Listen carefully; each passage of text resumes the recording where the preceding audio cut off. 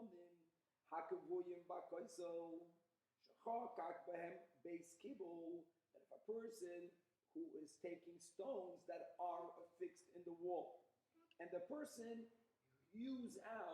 they carve out a receptacle, they carve out a location in which you can place liquids, and v'tiken lahem barza, and the person affixes in there a spigot, meaning not only can you fill it up with liquid, but then you can control through the spigot whether the water should remain in or whether it should go out of this receptacle that's now in the wall. Says the Alter Rebbe that if you want to know whether you can simply unplug the spigot and use the water flowing out for netilas yadayim, in this case you may not do so.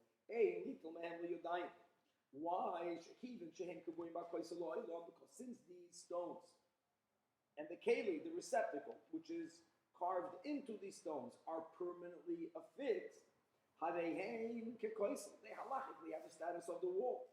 And therefore, the ein shem keli aleim, halachically they are not considered a keli, a receptacle, even though they had physically a receptacle in them.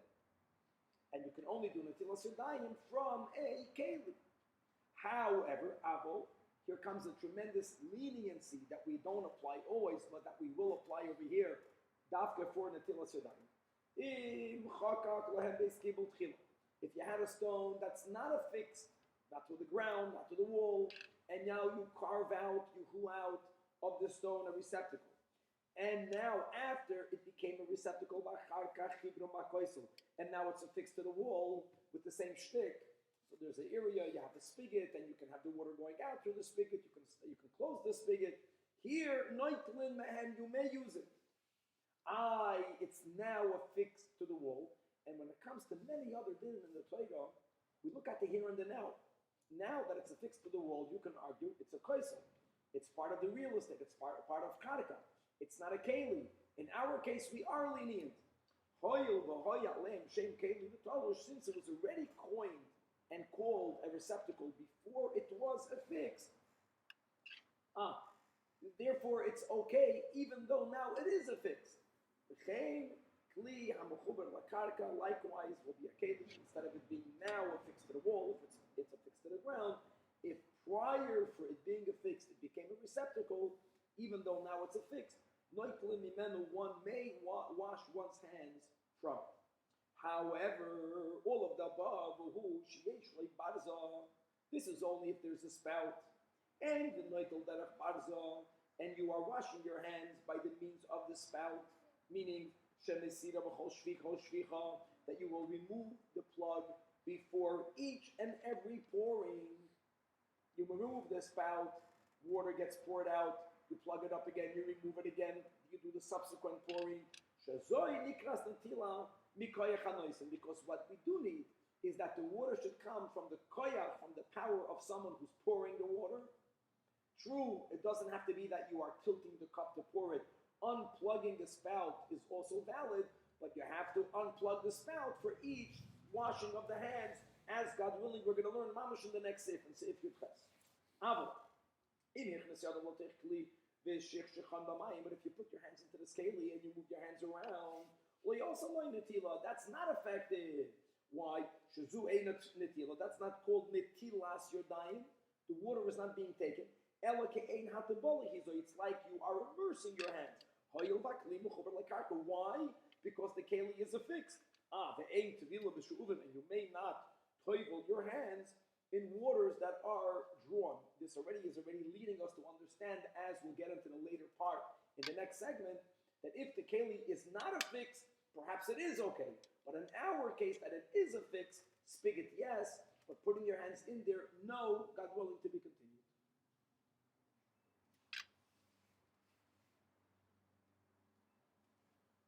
With the help of Hashem, we are learning the Alter Rebbe Shulchan Aruch, Chelik HaRachaim. We are up to Siman Kuf Nun Tes. Be'eze kli noitlam la'yudayim. The ketzat yavoyu hamayim l'yadav. The kelim with which one may wash one's hands. And how water must reach one's hands. And we are in middle of Seif Yud Zayin continues the Alter Rebbe. Aval, however, if you have a normal receptacle and it's not connected now, not to the ground, not to the wall, and what were we discussing in the previous segment, whether one may put one's hands in them, ke'ein tefillah, and biyoytz netilas yadayim, says the Rebbe, according to the first lenient opinion, harei zu derech netilah. This is considered halachically a proper way of washing. Even though the water is not going on your hands from the koyach of someone, whether it's you or whether it's someone else, here you can argue it's neither, because you put your hands in the water. According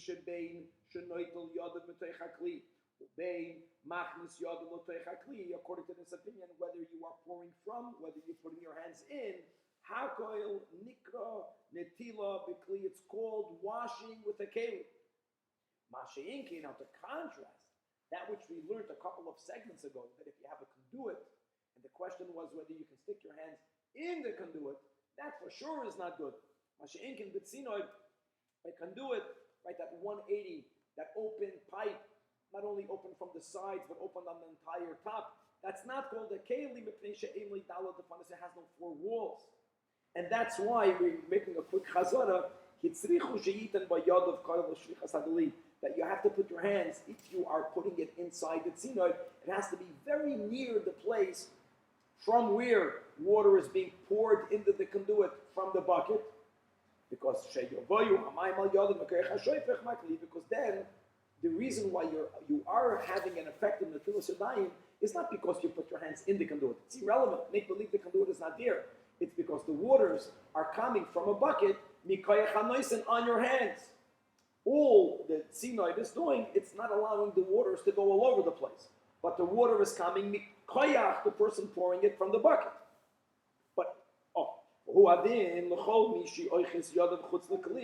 likewise, if you have your hands outside of the utensil, the water has to come on your hands from the one who is putting the water from the utensil.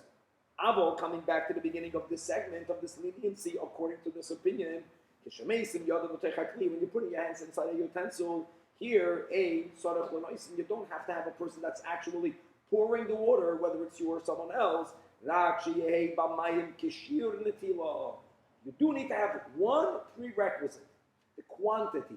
The quantity of water has to be the quantity that one needs to affect netilas yadayim, which is, we had this before, shehi revi'is, it is a revi'is of water.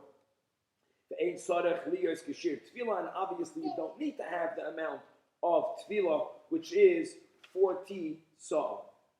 Okay. However, v'yesh oimnim, says the Rebbe now, a more chamur more stringent opinion. No, the tilas yadayim means dafka, that it's going on your hands because someone is pouring it. As we find, going back to the beginning of Seif Kuflun Tes, when we quoted the pasuk in Parshas Kisisa that we have regarding the prep that the Kahanim needed to do in the Beis Hamikdash by being Mekadesh, Yodayim v'Raglayim b'Mikdash, and it says in Kisisa, V'rachatzu mimenu, that they wash from it, not in it. Because then it won't be coming from the koyach of a giver. But if you're having your hands outside of it, and here coming back to this utensil, instead of you pouring it, but you have a spigot, by removing the plug that is stopping up the spigot, that is called koyach hanoisein, as we will learn again, God willing, in the next seif, in seif Yud Ches, to be continued.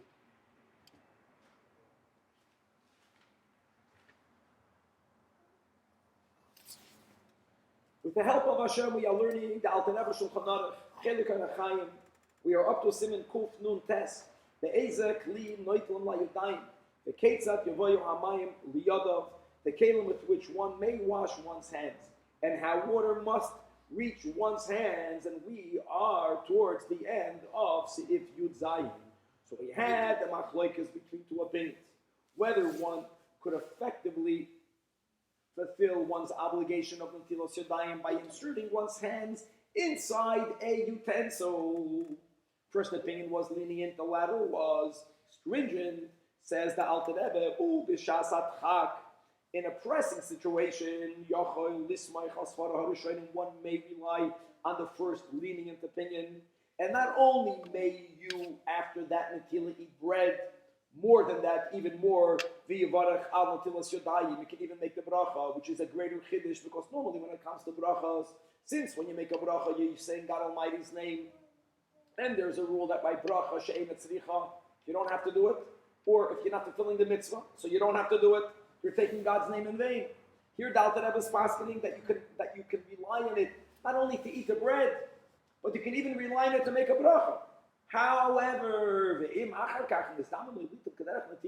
but if later you get the water and now you are able to wash it properly, meaning by throwing from the keli on your hands, then you have to wash your hands again, but b'loi bracha. Okay.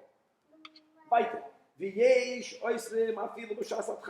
However, others say that no, even in a pressing situation, you may never rely on the lenient opinion. What do we do, says the Alter Rebbe in parentheses,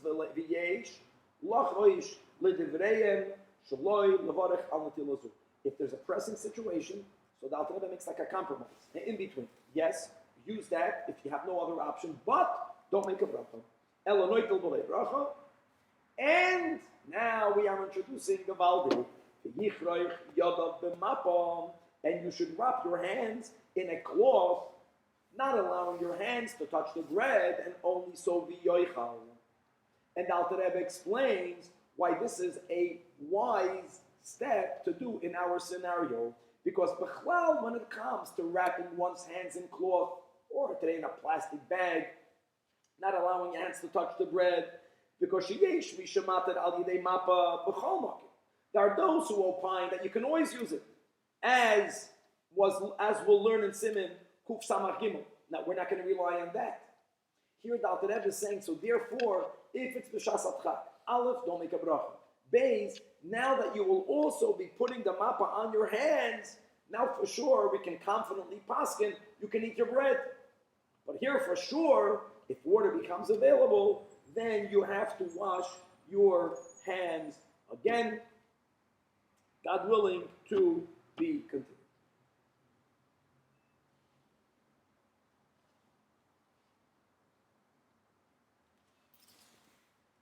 With the help of Hashem, we are learning the Alter Rebbe Shulchan Aruch, Chelik HaRachaim.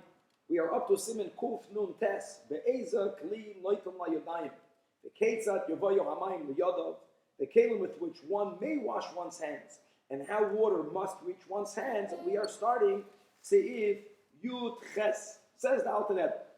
Chavish Yesh B'mayim, a barrel or a large utensil. That's just one example. That is filled with water. Manicha al birka v'noitel, a person is allowed to have the barrel rest on one's knees, and the person now is maneuvering the barrel with one's knees, making it tilted, which causes the water to flow out, and you can put both of your hands under the flow, and that's a proper netilas yadayim. In other words, when we have this halacha that the water has to come mikoyach hanoisen, it doesn't mean it has to come from mine or from your hands. The knees are just as good. Kima. The fact that it is someone's knees, mine or someone else's, that is causing the water to flow, nechshav, koyach, noisen, this for sure fulfills the criterion of it coming from the koyach, from the power of someone who is putting the water. If the barrel is laying on the ground, because the barrel is rolling by itself. And as the barrel is rolling, water is flowing out of it. Or another example, the barrel is standing, but the water is flowing out of a hole. That the plug fell out by itself, so the water is flowing out by itself, and you now are going, I want to eat bread, and I'm putting my hands under that unplugged spout. Says the Alter Rebbe, also loy netila. That's the great example, because it's not koyach nois. Aval, however, but if one removed the plug, and now water is flowing over your hands, so this, nechsheves hasarosoi, the removing of the plug is that is tantamount ki'ilu shafach hamayim biyodeh. You could have argued, no, if you got to pour it mikoyach hanoisim, then the water has to be moving from your direct koyach. No, taking out a plug, what's moving the water? Gravity. But by the fact that a person took out the barrier, that's considered koyach hanois. Nevertheless, you can't say, well, if I pulled out the plug, then people can come one after the other and put their hands under the flow, and it's all from the koyach of the unplugger. No. You have to put it back in, replug it, and to unplug it again, for every single flow that's coming out of the hole. Why?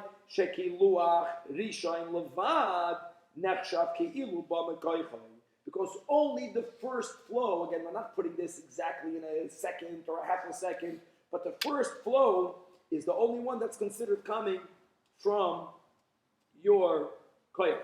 Now, I want to read here the Gavaldic footnote 89. He says a contemporary parallel, you would think, is to use a faucet, right? Opening the faucet is considered as causing the water to flow via human activity. Nevertheless, as with the plug mentioned, this applies only to the first outflow. So many people, rightfully so, make this comparison, but be mindful of the following.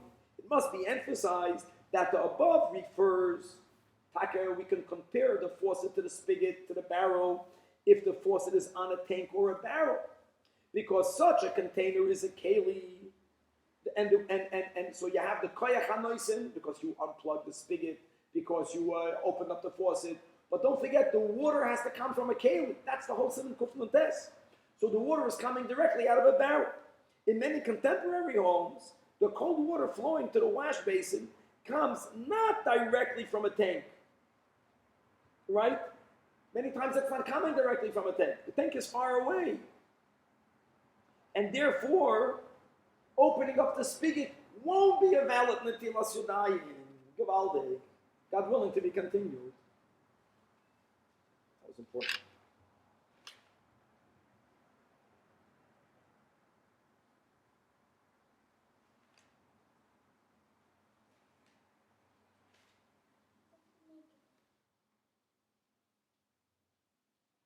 I think I'm going to stop it. No, let me finish this.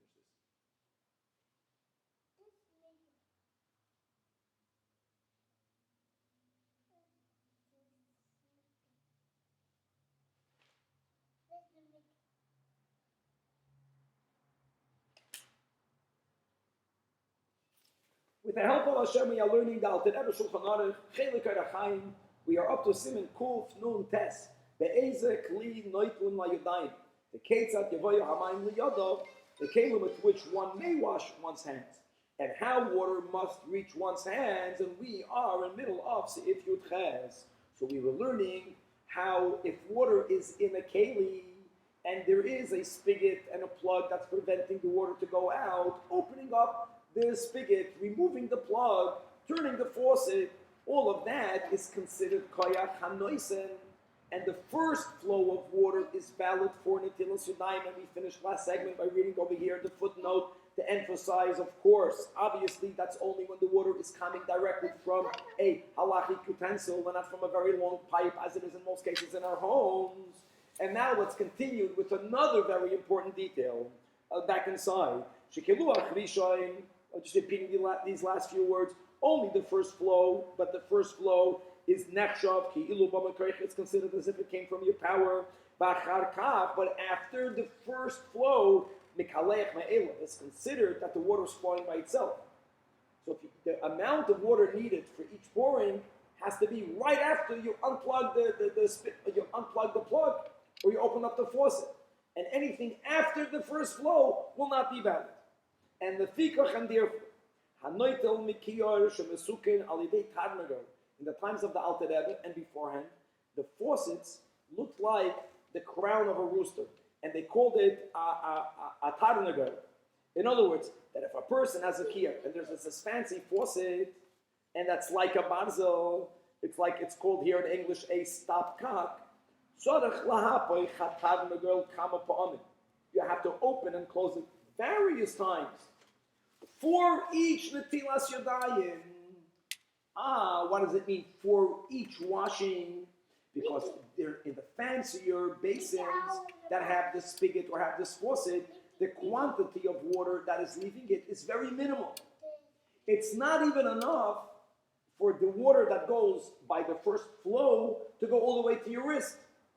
So what are you going to think? Well, so what? I'm going to maneuver my hand under the faucet until the water goes, from the tips of my fingers until my wrist. That's not good, because since the only time that it's valid is the first flow, so for each hand washing itself, I'll have to open and close the water a few times. Because the flow is very skinny, right? The ein maspik lishpoich al kol haperik, and it doesn't suffice to give enough water in one flow to cover the entire space of the hand. Right? Al kol perech hatzorach netilah b'kiluach rishon hayotzim ha'nekev. But Alter Rebbe is paskening, so what? So open and close it, and that will be valid. As long as each area of the hand is getting water from the first flow, even though it wasn't one opening of the spigot, so you're really washing your hands in piece by piece, piecemeal, inside the Shulchan Aruch, the Alter Rebbe says it's okay. And now we're going to learn another very important footnote 91. So here, later, the Alter Rebbe, in Seid Netilas Yadayim, in section 15, the Alter Rebbe retracts this halacha. He paskins l'chumro, and he states that if the flow of the water is insufficient to cover the entire area until the wrist at one time, right, it should not be used for washing one's hands. We are more machmer. In other words, of course, we wash our hands once, twice, thrice, but each one washing has to be at one time. And therefore, his machmer later, opening and closing the faucet, will only be valid if every time I open the faucet, the first flow is large enough, is giving out enough water that will cover the entire hand, which is again from the tips of the finger until the wrist. And then indeed, it's just as good as pouring the water on one's hands. God willing to be continued. Okay, then we'll stop over here.